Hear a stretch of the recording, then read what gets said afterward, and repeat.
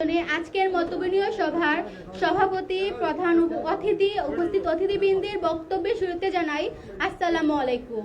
আমি সাদিকা ইয়াসমিন ঋতু, অত্র বিদ্যালয়ের ১০ম শ্রেণীর একজন শিক্ষার্থী।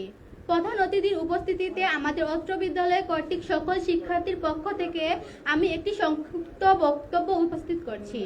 মাননীয় অতিথি, আপনার আগমনে আমরা অত্যন্ত আনন্দিত। আজকের মতবিনিময় সভার মাধ্যমে আপনার সদেয় অবগতির জন্য জানাচ্ছি যে আমাদের বিদ্যালয়ে নানা ধরনের সমস্যা জর্জরিত হচ্ছে। উপজেলার একটি প্রাণবন্ত সদর উপজেলার মধ্যে উপস্থিত জৈন্তাপুর বালিকা উচ্চ বিদ্যালয় একটি প্রাচীনতম এবং ঐতিহাসিক বিদ্যালয়। এই বিদ্যালয়টি হচ্ছে নারী শিক্ষার অন্যতম একটি প্রাণসত্তা। এটি জৈন্তাপুর উপজেলার নারী শিক্ষা জাগরণের জন্য অন্যতম